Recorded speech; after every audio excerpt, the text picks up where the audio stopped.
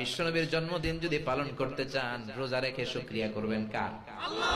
কিন্তু আমরা রোজা রাখি না, নবীর সুন্নাত মানলাম কই?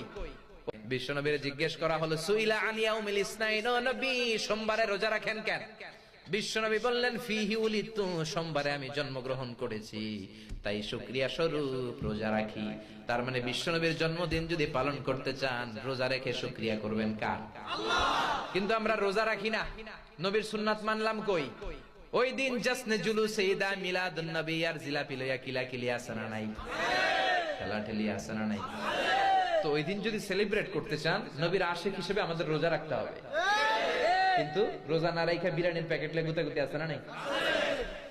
আবার বিশ্বনবী আরাফার দিন রোজা রাখতেন, আশুরার দিন রোজা রাখতেন, রমজানের পরে শাওয়ালের 6টা রোজা রাখতেন। বিশ্বনবী বলতেন, মান সামা রমাদানা সুম্মা আতবাআহু সিত্তাম মিন শাওয়াল